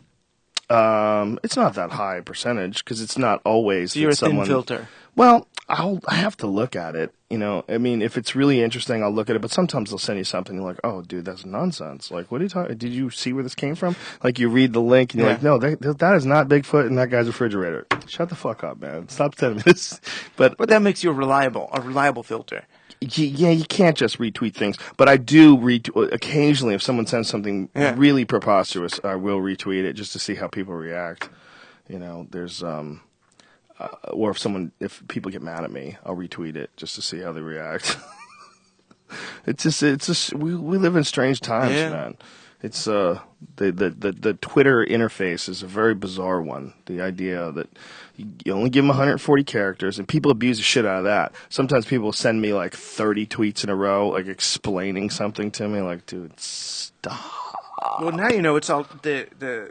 Do you know things like Snapchat? Have you played with that? Or no, what is that? The one where you take a picture and it you can send it, but it dissolves in like 3 seconds or 5 seconds. Oh, right. So it's like kids apparently. I mean, this is the dark secret. Kids are leaving Facebook. The demographic, the younger, they're in the 16, is like falling totally off, and they're doing things like Snapchat because they don't want to be putting everything they're doing on their permanent record. I mean, they're finally so this kind picture, of hep to like this. They could show someone their pussy and it only lasts for 3 minutes. And then you like 5 seconds. You screenshot it though, and then you save it and re-upload it. Well, he knows. But if you screenshot it, it at least tells them that they've. So it's been defeated. It's been hacked. But if you screen save it, they at least the person who sent you the thing knows that you did that. They've given given that control. But yeah, but just this quest for truly, truly present-based, non-archivable silliness. Yeah, But it's because when we were silly, we got to do in the parking lot of the 7-Eleven. It's like, and there was no camera in the back either. It was really just what happens in the 7-Eleven stays at 7-Eleven. Now it's like it's every single silly thing they did. If they didn't post about it, their friend posted about it, so it's still up there. And it's like may as well be patched into the side of the Parthenon. Not only that, but the ideas behind what you can and can't do are enforced by these archaic laws that were written when none of this digital technology was available. So because of that, you get a lot of weird shit happens. Like there's one girl who got charged with child pornography because she was sending photos of her naked body to boys in her class. And so the cops arrested her and charged this young girl, she was 15 years old, with child pornography. Sending pictures. Yeah. You talk about losing the scripts. That's really losing the script for life. I mean, that is the nuttiest shit ever. You found a child porn kingpin right there. No, it's like she happens to be a child. Yeah, it's like exactly. Zero tolerance, son. It doesn't matter if she's a child. But Dad, it's her vagina. It doesn't matter, son. She's a criminal. She's victimizing. Right. She's Masturbation feeding is rape. Exactly. A dark hunger. She's feeding the dark hunger, son. We need to discourage this in a big way. Solitary confinement. Yeah. But that's really just a temporal lag, hopefully. Yeah, I believe so. I think that our laws then catch up, and also, in some sense, the lack of privacy could help that along too. It's like if Google camera is finding like tens of thousands of people who are just smoking joints in the street of every American city, at some point they have to go, okay, let's just let people smoke pot, let gays get married. I would say yes, except the smoke pot thing. There's money in enforcing it. The biggest issue. Is there more money in enforcing it than there would be in selling it? No, but it would be to different people, and you have to pry it from the hands of the people that are making money by keeping it illegal. Whether it's the private prison industry, whether it's the prison guards unions, whether it's different pharmaceutical companies that would stand to lose profits. There's going to be a bunch of people that are trying to stop anything, any change, and especially changes in legality, because there's a big business in locking people up for shit. I know. So they're going to have to maintain an illegal population, right? In order to stay alive, they're going to have to arrest more and more. If they're going to have corporate growth, then a greater percentage of America has to be in prison every single year until it's an asymptotic curve and there's like one guy left. That becomes a really interesting scenario if marijuana does become legal and you can trade on the future of marijuana. Yeah. What the fuck? Marijuana does have there are some stocks that are marijuana stocks. Really? Yeah, that people trade. How is that possible? Well, they're the companies that I guess that have already laid out a marijuana strategy or they're ready for it. Look at that percentage of the U.S. prison population that are non-violent drug offenders in the 1980 and then in 2012. 10%, and then 2012 is 25%. Yeah. The war on drugs, folks, they're winning. More people are in jail. I guess, does that mean they're winning? I don't know. As long as we have a private prison system, it's good for the economy. Right? The whole thing is fucking bananas. It's just the fact that in this day and age, you still can't make a logical argument as to why certain things are legal and illegal. Certain things that are legal, which are devastating to your health. And then when you find out that information's been withheld and that companies may have known about certain risks, no one seems to go to jail. If anything happens, people get fined a little bit. But if that was an individual, a person that did that, oh my God, they would be a horrible human being. One person who's responsible for all the deaths that came from aspirin alone. You would want them dead. Well, that's why there's some ways to get more conscious of it, though, because it's all of us, right? It's all of us who are part of that system or owning that corporation as shareholders or whatever. And there are these things like, have you ever seen slaveryfootprint.org? No. It's a fun website. You got to do it when you're feeling good about yourself, though. What it does is you put in everything that you own, if you have a car or not, where you live, and this and that, and it calculates how many slaves are working for you now. Oh my God! And with whatever, getting getting the molybdenum for your iPhone or whatever it is, or losing their fingers in some is some that a sweatshop. real thing? Molybdenum? Molybdenum? Molybdenum? Yeah, it's a metal. Is It's it? a rare metal. Wow, I never heard that one. I've just recently heard of coltan. That's the stuff that they get in the Congo for cell phones. Oh, yeah. Something that's really good with For the connectivity. batteries or the connectivity? Yeah. Yeah, something to do with electronic Yeah. connectivity, and they use it for cell phones. I've found it to be so bizarre, and one of the more bizarre things in life, that the most complex stuff that we use, like cell phones, like computers, that the very base of it, the origins are, there's a mine. There's a hole in the ground. Well, They're there's a pulling mind, out but the there's metal. also human suffering, Yes. which is why I don't like the idea that my computer, which could really do everything I need it to do, is rendered obsolete by changes in operating systems that Right. really are unnecessary, except to sell another computer. The difference does not.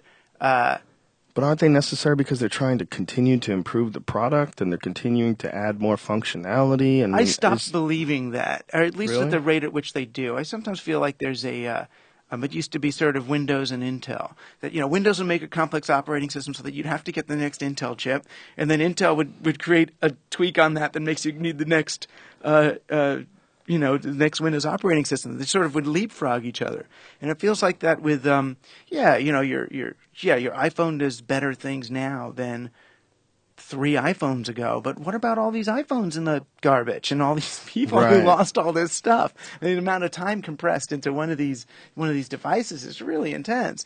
That at least one of our goals when we're developing new technologies and new technology pathways should be, well, what's the one that's going to actually require the sales of the fewest amount of computers? I don't know. Many people No at one's Apple ever are gonna going, go for that.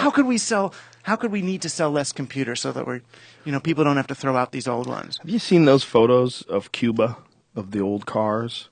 Yeah. Because Cuba doesn't get new cars. They have cars from like the 50s Yeah. and the shit And from it's the also- 60s, and they keep yeah, but a lot of repairing them are gorgeous, though. Yeah, they're beautiful, but they do drive like shit.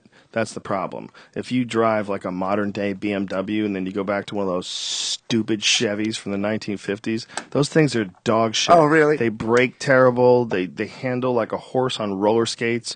They're ridiculous cars. They're so stupid. So if We you know had how to be thrown into Rebel without a cause today and you hopped in that car, it wouldn't be the experience we're thinking. They're dog shit. They're terrible. You could, with a Prius, you could easily get away from some guy in a 55 Chevy. There's no way he could keep up. There's like, those things are terrible. They can't take corners. The brakes are those stupid drum brakes. I mean, they might as well have a rock that you throw out that's attached to a rope to slow your car Still, down. you take a 57 T-Bird over a Segway. Yes. Yes. Just because it could rain. Okay. But I like the idea that, they've managed to recycle these cars and keep them working and keep them running, and it's really cool to see. Aesthetically, it's beautiful. It's gorgeous. I mean, you see a modern street in this day and age, and you see these beautiful, and you could tell they're proud people because these are shiny cars. I mean, they're painted nice and they're done well and they're restored well, or at least maintained well. I mean, I don't know how many miles some of these cars have on them, but it does look amazing. I know, and there is that, I feel like there's a hunger for stuff, not just 50s, but also sort of 60s Mad Men period. That the nostalgia for that is sort of, that's right before this digital age started. That's like the height of the TV age and, putting satellites in space. There was that innocence, you know. It's funny because people look at these kind of shows and say, "Oh, aren't they? It's about their decadence." And I was like, "No, it's about their innocence. They believe and they got." It's that, and you go around L.A., it's like everybody's got Haywood Wakefield in their house and trying to get those old GE refrigerators with the sort of rounded covers. There's that longing for, it's like the industrial age just feels so real. It's just solid when people made stuff. It wasn't just kind of printed. Right. Yeah. There's that also, like, when you see those cars, there's like such a human element in that old stuff. Mm-hmm. Like even like 60s muscle cars, like those were sort of like human created works of art, as opposed to, you look at like a new Mazda or something like that, a real modern car, and they looks like something that just like came out of a machine. They screwed it together and it came out of a machine. You look at like a 69 Chevy, that doesn't, like a Chevy Camaro, 69 Camaro, that's something somebody fucking screwed together. there. There's some men working behind that. There's some people put tires on the wheel and bolted it down in place. There's some guys who work some wrenches. There's no doubt about it. You look at that thing, that's a mechanical creation. It's not a computer creation. And we're slowly moving towards the Prius. And I'm fine with computer creation aesthetic if it means that we don't have to work. Right. You know, but it's like they didn't. It's like so they get rid of all those guys screwing in the screws, and it's like do they just then let them stay in their houses? No, those guys are fucked. They end up fucked. Those guys have to pick up new line of work. They have to evolve with the times. Yeah, but no, that's the whole thing too. It's like so now we have the big problem in America is unemployment. And Obama's talking about getting jobs for people. Who wants a job? I don't want a job. You don't want a job. People don't want jobs. People want the stuff that you get when you have a job. They want the money that you get for having a job, but they don't want the jobs. Right. So meanwhile, though, we've got more than enough stuff. We're burning food every week to keep market prices high. We're tearing down, Bank of America's tearing down houses in California because they're in foreclosure. You can't just let someone live in it. That's going to bring prices down. So they tear them down? They tear them down. Why do they tear them down? Because they would have to sell at distressed prices. That would then lower prices of other properties that they're trying to keep up. Whoa. It would cost them more. I mean, if you own 10 houses in a town and one isn't going to sell, you'd rather tear it down than... Right, and if the bank comes along and creates some sort of a program to give houses to needy people, then... It's going to lower the real estate values of the mortgages that they've invested in that are already teetering. So they can't do that. So charity itself becomes unprofitable. Well, it's never been quite profitable. That's like less than unprofitable. Though? What if we figured out that, okay, we only need, rather than having everybody work 40-hour weeks, which is based on a clock of the industrial age, how much can we have people work and have weekend? What if people don't really have to work that much for us to have everything we want? Right. What if 10% of people could work, 2 days a week and we get everything we want? So you go in, you do your work. I'm going to do my work in April 2007, and then I'm going to go again in March. What if it got that you really didn't need everybody working all the time for everybody to have stuff? We couldn't deal with that, not because we don't have technologies to do that. We can't deal with it because we don't have an economy. We don't know how to divvy out the spoils. The reason that you have a job is so that you can be entitled to a share of what's actually in abundance. But because there's not enough jobs for people, we got to rip up stuff and ruin stuff that's in abundance. Right. Because we can't give it out. There's also the social issue of not having jobs. When people don't feel like they've made their own way or pulled their own weight, they feel they feel right. Well, that's not why worthwhile. That's a welfare issue. Yeah, but you right? got to replace employment. With work. Employment is a new invention. Employment, again, industrial age. We used to work for each other and ourselves. We only got jobs when we got the clock, when we could work on the clock. Then we're employed. Right? But we don't have to be employed in order to work, in order to have meaning. If you don't have to have your job, you don't stop. So you just have to find a new niche into the system. You have to find a new thing that you do. A new way to contribute to to the world. Yeah, I completely agree with that too many people find sort of a pre-existing way to interact, and they don't create their own way to interact. And in doing so, you oftentimes miss on one of the best things, which is accomplishing things. Whether it's accomplishing starting your own restaurant and keeping it open, or having a shop that only fixes a certain type of automobile that you really love to work on. When you can figure out a way to do something that you actually have a passion for, then it's like the old cliche. It stops becoming work. It becomes you don't really have a job. You have a thing that you love. Right, and you're in flow at that point. But how many people have that? And that's a real problem. You can't have it in this kind of economy. You can't have it when you have this kind of education system. You can't have it. What about just real naturally dull people that need to be pushed in a certain direction? Well, yeah, but so not everyone has to be the one that figures out how to do a new method of biodynamic Rudolf Steiner farming on their organic community-supported agriculture plant. Someone can just go there and plant plant carrots. It's also the issue of how human beings are raised in the first place, which is so huge and not really addressed. The reason why some of these people fall into these mindless jobs is because never along the line have they been stimulated. Never along the line by their family, by the school systems, by their environment, by their atmosphere, by their their fellow knuckleheads in their community. They're all just surrounded by people who are either like-minded or less, or or support it, and you kind of fucked. And then when something comes along that eliminates that job for that guy, that robot job when he was 45 years old or 50 years old, he has to start again and sort of reignite some sort of passion and curiosity, or die off like a dinosaur. And it's hard, too, because he was liking the thing he did. If he's a toll collector, right. And you get better and better at it. And then you start, then test to see how many people you can make eye contact with when you're getting the tolls, and then how many lives can you change with that eye. I mean, gosh, you could live the bodhisattva life as a toll collector. They take that away from him, and it's not just that he can't be retrained, he doesn't have motivation, you know what I mean? It's not his fault that they broke his heart, They should have a show where a guy's a toll collector.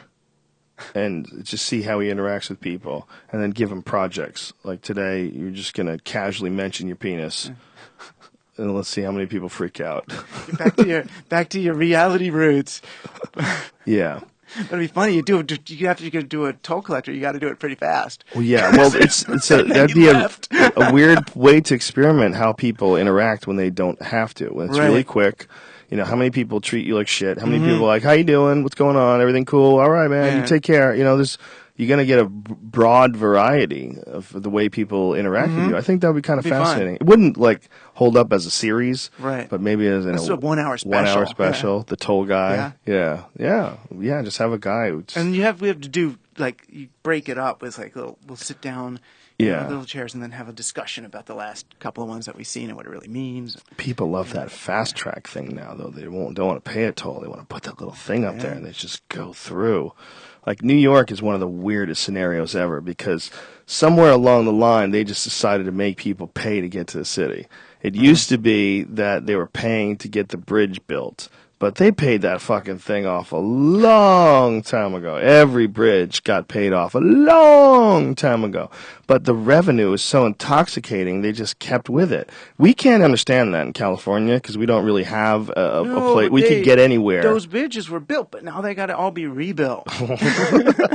They rebuilt the understand. Henry Hudson Bridge. They were building it. And by the time they finished, they had to start rebuilding it again. It took that many years. 2 reasons why that's nonsense. The big one is the dumbest way to make traffic. You have a spot where everyone has to stop on the way into the city. That is so stupid. When you are going from Long Island to Manhattan, that is the most maddening shit to do at 8:30 in the morning. You want to fucking kill somebody because it's so stupid. You're making me stop at your little box. You should make people pay. Either you could justify the construction of the bridge, the maintaining of the bridge, but they should pay for it through their taxes, and that's it. There shouldn't be a spot where you have to stop, because that's fucking dumb. The only reason why you would want to do that is you want to check cars for bombs or nutty people, or you're just trying to discourage. Yeah, well, I guess maybe it's environmentalists trying to discourage, get people onto LIRR and do rapid transit the way God intended, and discourage people from coming into the city, because the easier it is to get into the city, the more the traffic sucks, and it sucks already. It's terrible. Make it suck and then charge for making it not suck. There's the special lane. Fix $20. The suck. You can't fix the suck that way. You're just making more light. Suck. For $20, we'll give you the green light. Do you live in Manhattan? No. Do you live in New York? I did. I live in New York. I live in Westchester County now. I lived in New Rochelle for a little bit. Yeah. Hastings on Hudson. Oh, yeah. It's that's a beautiful area. That's nice. That whole Westchester has got some nice spots. Yeah, it does. It's a little snooty, some of it. So there's a couple of towns in Westchester that kind of retain some connection to reality. It's not just.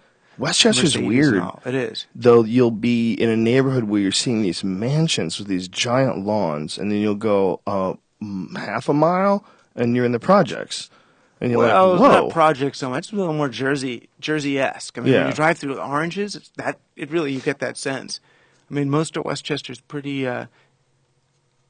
affluent at this point. But it's not as affluent as Manhattan.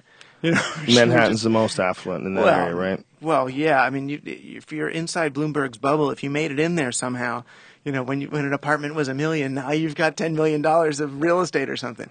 But anywhere else, it's not quite that bad. Those places are madness. Those multi-million-dollar apartments, the way of living in a big city like that is so alien. It only exists in Manhattan, where you have so many people living in apartments, and it's a different community, and in a sense, it's more connected than Los Angeles is. Oh, it is. I mean, most things about it are kind of more consonant with our era and our digital economy and all that. It's a better carbon footprint to stack people up like that, to have everybody having lawns and fertilizer and whatever else they get in the suburbs.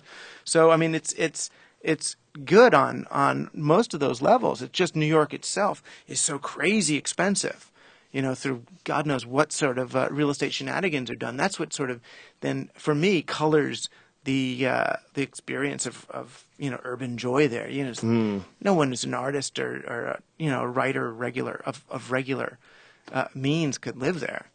Yeah, that's where it gets really crazy. Where you see a small apartment is like $3,000 a month, and you're like, okay, that's just nuts. That means a guy who makes $50,000 a year has to give up 3/4 of his income to pay his fucking rent. That's nuts. Right. So it's like, I mean, I don't know if you need crime to make it better, but if you go back to the era of Basquiat, he couldn't live in Manhattan now. No. None of the folks from then, or the Ramones, or they were Queens actually, but or Warhol or any of his. Do you remember 42nd Street? The real 42nd Street? Yeah, but that's the thing though. It's like it was criminal. It was it was awful. Terrifying. Yeah, it was terrifying. And yeah, there's some part that waxes nostalgic, but that's not a good old days that you really want to return to either. It's just like, how can you have a New York that works and is still artistic and alive and vibrant and fertile and not have people, getting stabbed in the subways? Yeah, and how can you have so many rich people living together? Because you have to be rich to live there. I mean, it's really difficult to pull off living in Manhattan if you don't have at least, of upper middle class income. So it's a strange place, unlike any place in this country. There's no place in the country that's so overvalued. You can get a decent apartment in San Francisco for half of what you'd spend on an apartment in Manhattan. I think, although San Francisco now has gotten the worst, one of those lists made it the worst. There's some places outside of San Francisco that are just insane. Like we're near Stanford, they have I think it's called Atherton. It's the highest real estate in the country. And you look at these people that I know had this house up there. It's an acre and a half. It's worth $15 million. Just fucking looking at this house like, what are you talking about? It doesn't make any sense.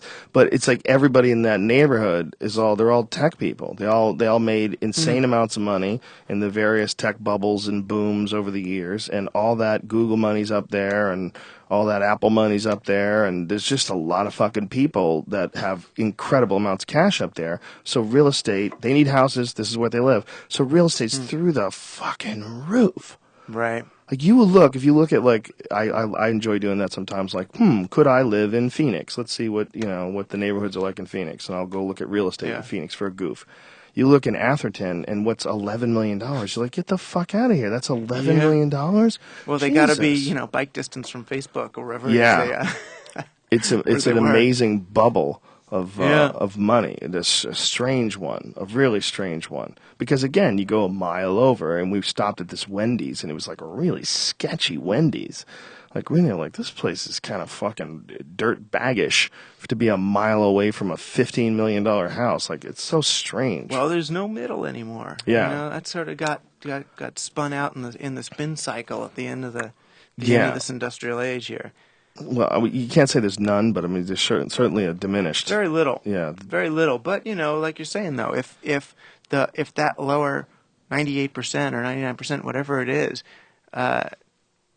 gets fed up enough, it'll network with itself rather than trying to get something down from the top. It's not even fed up. It seems like we only act when we're forced to act. Yeah. We need a desperation. We need to have no options, and then we move into this new stage of understanding what the fuck the real problem really is. But that's different. And again, that's the whole point of being in the present, of presentism, is that instead of going on some long march on some other 20th century movement, sort of this eyes on the prize, and justify the means battle to the future thing, we go, screw all that. We just want it now. We're going to just do it. That's what was so encouraging about the Occupy movement.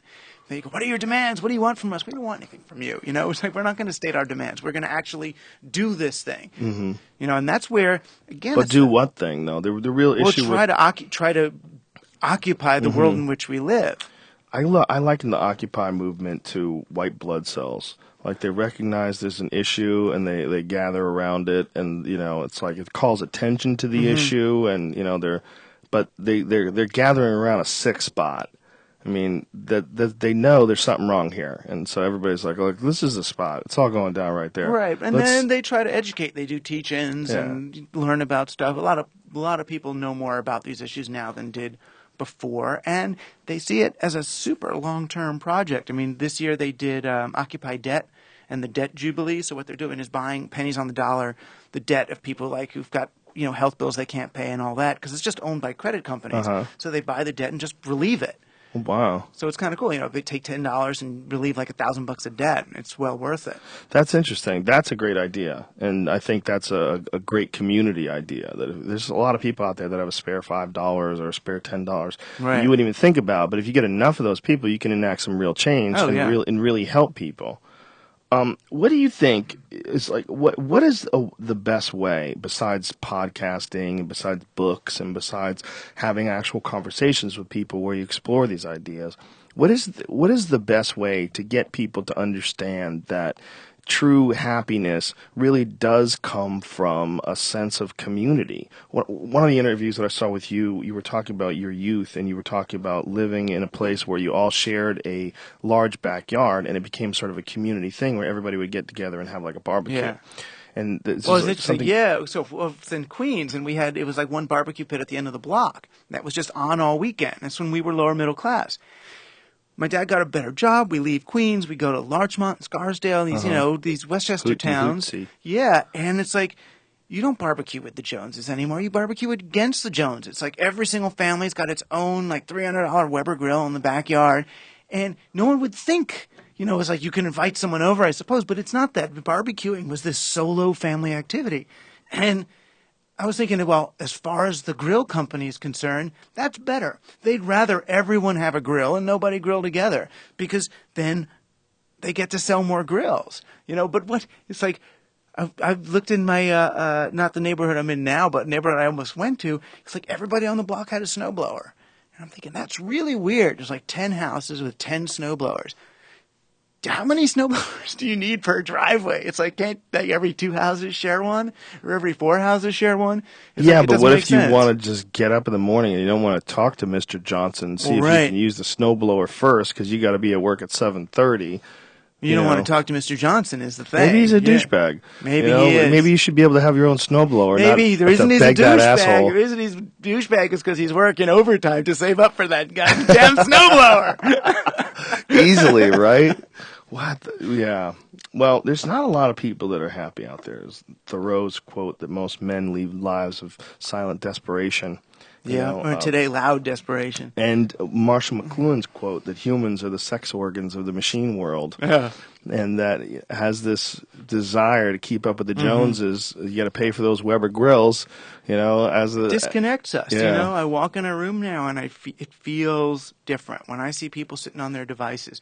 You used to walk into a room with a bunch of guys. You walk in here, and you guys have devices, but you can feel the family. You can feel you guys are on an animal level in touch with each other's vibe, right? On whatever that subtle level is. And I go into rooms now and I don't feel the same group dynamic, group presence that I used to. Even teaching a class, 20 years ago versus going into one today when everybody's, tweeting what's going on in there. It's just a different, I'm not saying it's worse, although I think it's worse. A qualitatively different experience. They have more choice over what they do. They can divide their attention the way they want. They have more autonomy over all these things, but they're losing. And maybe it's out there on the net somewhere. Maybe by the time we're in the great second life, we reconnect. But they're missing a certain subtle animal contact that we don't yet fully understand. Maybe it just needs to be mitigated. Like maybe we need to just understand and explore like the ethics of when to and not to use cell phones, when to and not to connect, and encourage more connection. And like let people know that like, look, that is an impulse, just like washing your hands too much, or just like there's a like a lack of satisfaction in the satisfying or the completion of that impulse. To check your Twitter, you check your Twitter again. What are you getting out of that? Why not pay attention to the person who's in front of you? You're doing it just like a nutty person washes their hands 100 times. I mean that's the whole point. That's the whole reason I write. You know, my books are. The book before this one was called Program or Be Programmed. And the idea was just to give people sort of the 10 biases of digital media. Like, they're really good for doing things far away. They're not good for doing things with someone in the same room, you know, because they're there. Yeah. You know, just really simple stuff like that. Or this time idea, you know, which is that digital technology is asynchronous. It doesn't live in time. So don't you try to keep up with it. Right. Because it's not in your temporal universe. It's in its own, you know, and you can make it conform to yours, but certainly don't run and chase it. It's that. It's kind of, at this point, it's education. It's just having the conversation, letting people, that's the whole thing. If they become more aware, then, you know, then they stand a chance. I certainly think a lot of these things have sort of snuck up on us, and we could all do with a lesson or at least an idea of how to manage them more humanly. You know? Exactly. And the trick is for people not to see, and this has been my whole thing, not to see the messenger of this as the one who's saying, oh, this stuff's so bad. Oh, whoa, the children are turning more violent. You know, that whole kind of PBS-ish hand-wringing thing that so many writers are out there. It's like, are you for technology or against it? Are you for it or against it? You know, and if you're not just going, yay, yay, yay, go business, they think you're against it. And it's like, no, I'm for technology. I'm just against the way we're happen to be using it right now.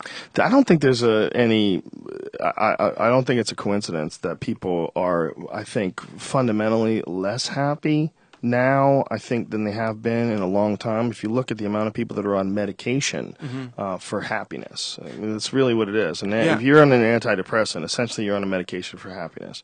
And whether or not that's because of a chemical imbalance that you suffer from, or because of the fact that your job sucks and your life sucks, and you're just filled with suck every day, and you're responding to that. Well, for whatever it is, if you look at those numbers, one or two things is happening. Probably both. One, we're getting fucked over by these pharmaceutical companies, and they get unethical doctors to prescribe that shit with impunity. There's that for sure. But then there's also, like, people are not connecting to this world. They don't feel whole. They don't feel satisfied. And if you're in great pain, it's better to only be in moderate pain or mild pain if you can take a pill. I mean, what's hard to do is to get people to go, oh, well, actually that pain is kind of a good sign, because it means that we all need to kind of work here to change to change the way the world is and take some action. The pain is trying to get you to change. Right. The pain is trying to get you to avoid the pain, and you should use your logic to say, well, what's causing this pain? Well, there's a disconnect. I'm not emotionally satisfied. I'm not connecting with my fellow humans. I'm missing something. Right. Unless you're up against the wall and there's nothing you can do to change your circumstances, in which case you're going to take the pill. Well, you know, that's the danger there. But I do think the more people can start to get in touch, you know, for me, it's these rhythms, you know, the rhythms of life, you know, the 28-day lunar cycle, and the fact that each week of a lunar cycle, your neurotransmitters change, right? So you have an acetylcholine week, followed by a serotonin week, followed by a dopamine week, followed by a norepinephrine week. It's like every month is one ba-boom, ba-boom, ba-boom. If you know that, then you're like, oh, this is the dopamine week. That's why I feel like this.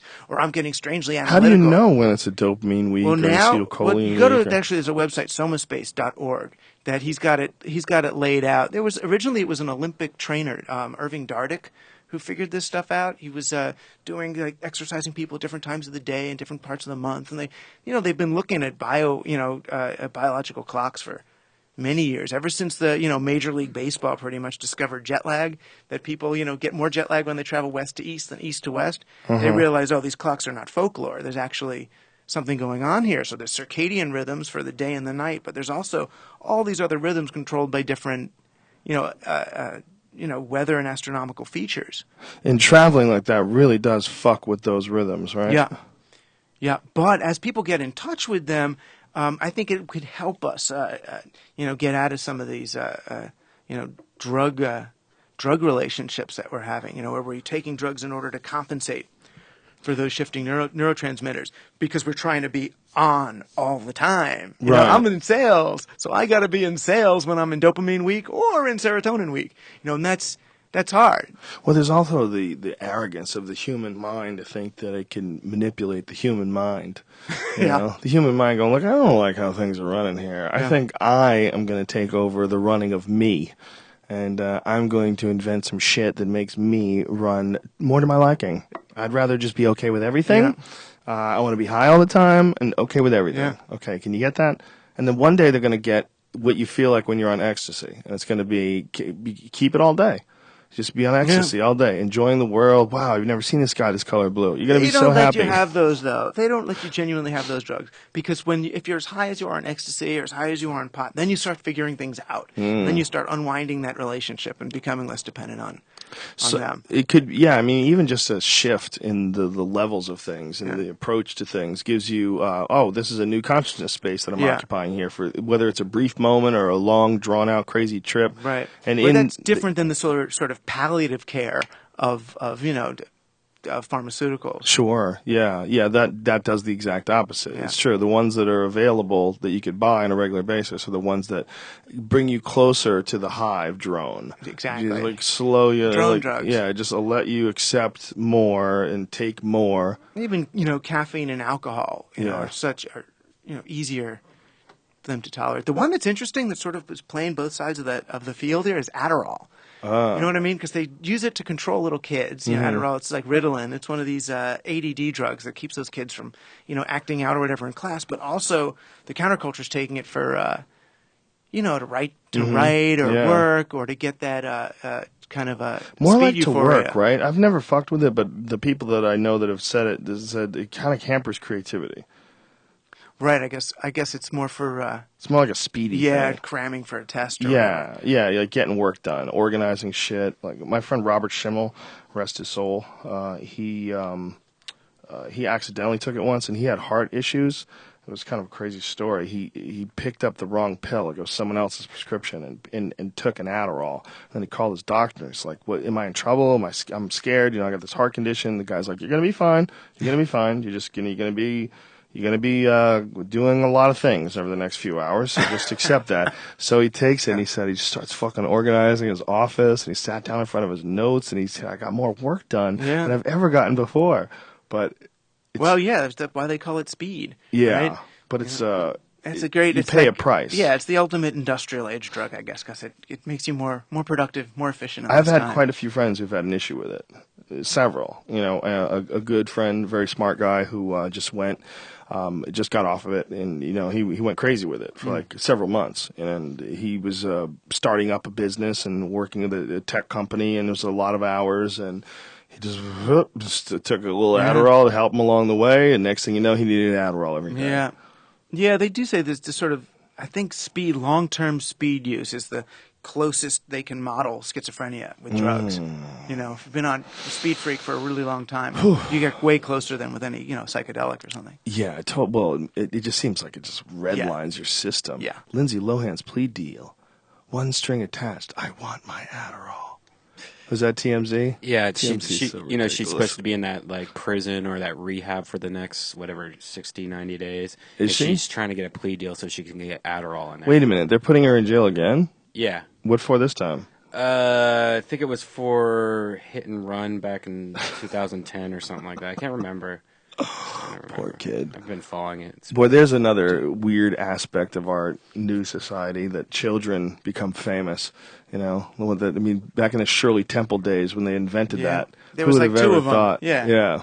Who would have ever thought that you would get a person like a Lindsay Lohan where you raise them from the time they're a child and they never know anonymity, and you just long to escape every day, longing to get fucked up and just drift away in a drunken stupor and not have to think about it.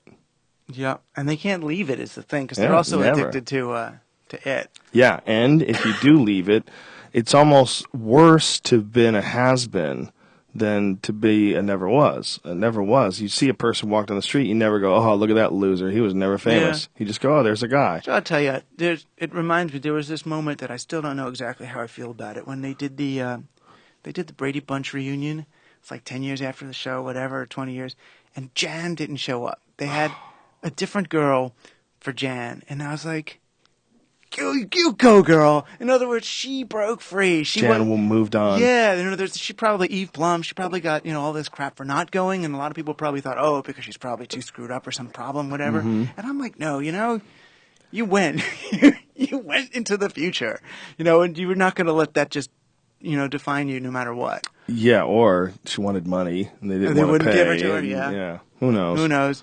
Who knows? I know, but that media is good for projecting.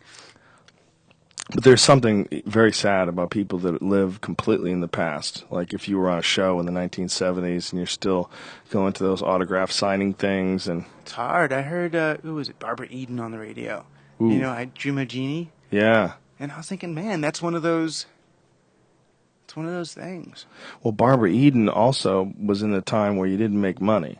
Like you didn't get that residual Residuals the whole cash. time, yeah. Where people are still selling I Dream of Jeannie. I'm sure you know, they she are. would Lunch still be pa- getting a lunch pals. piece. Yeah. But no, she didn't get a slice. Back in those Gilligan's Island days, those guys didn't make any money. They got fucked over. The Gilligan's Island days was like back in the day, they never knew about like syndication. They didn't have any idea that things are going to be worth so much money, and then in a digital form forever. Yeah, it's pretty fucked up. Dude, I was supposed to be at my next thing by now. Whoops. It's like 5:13. How long is this podcast allowed to be? Or do you We cut it? just go. You just go? We go. People download the whole thing? Yeah, we never go for more than 3 hours. Do you have to leave? Is that what you're saying? supposed to go. Where are you going next? What is it? What am I doing? I mean, I've already missed 13 minutes of it. We could Jason at least- Calacanis. We can at least apologize to them. Yeah, Jason Calacanis. He does this conference called Launch. What is it? And it's like Silicon Valley entrepreneur-y, what's going to happen next in technology. So is it like an interview or a podcast? And or? then another podcast. No, a video podcast. Well, this is too. But that's like only like you click on the thing. For a digital theorist, you're a And, little bit out of touch with numbers, my friend. No, and thank you. And then Richard Metzger. Do you know him? He does Richard Metzger. Dangerous Minds website. Richard Metzger. It's really no, fun. I was thinking of Kurt counterculture. You would Metzger. like It's it. a You would like very it. funny stand-up He's comic. local. He does a great. He used to do Disinfo. He invented that. Oh, okay. That whole website. Oh, he did? Yeah. Okay. Well, Matt Staggs, the publicist. Yeah, he's on that's Disinfo. that's where I know him from. All right, so you got to get the fuck out of here. I do. Dude, this has been an awesome conversation. Really fun. It's great to meet you. Great to meet you, too. Thank you very much for coming on. And people, please go pick up his book. It's called Future Shock. Present Shock. Present Shock, When Everything Happens Now, right? Did I say it right? Exactly. Yeah. Okay. Available now. Is it available on audible.com? They're the company that just emailed and said they want to do the. They want to do the audio? Yeah, they want to do the audiobook. They So, better. Yeah, God that's damn fine. it. Yeah. It's crazy that it's not. It needs to be done, right? Audible. Definitely. Go get it. Go get on it. But you could get it right now on Amazon.com, on your website, DouglasRushkoff.com. Rushkoff.com. Yeah. Thank you very much, man. Really Thank appreciate you. it. It's been a lot of fun. Good to meet you. Thanks to the sponsors of the podcast. Thanks to Audible.com. If you go to audible.com/Joe, you can get one free audiobook and 30 free days of Audible service. Thanks also to Stamps.com. And if you click on the link on Stamps.com and use the code JRE, you get a special offer, no risk trial, plus a $110 bonus offer, including a digital scale that you should not use for illegal purposes. Thanks also to Hover. Hover.com / what is it, Rogan or something? I have too many fucking things. I know. You shouldn't can't make it pay all the attention. same. Yeah, I should, but I don't have control of that shit. Hover.com / Rogan. Go there, get 10% off your domain name registrations, and they give you free shit like Whois, domain name privacy, and they're awesome. And thanks also to Onnit.com. Go to ONNIT, and if you use the code name Rogan, you save yourself 10% off any of our awesome supplements. All right, folks, that's it for the week. I got shit to do, yo. I'm busy. I got a lot of things happening. And next week is going to be a little sketch because I'm on the road for most of the week, so we might bang out one only next week. Try to get through it. This is all temporary, and we love the fuck out of you dirty bitches. All right, so we'll see you soon. Oh, Indianapolis this weekend, Saturday night.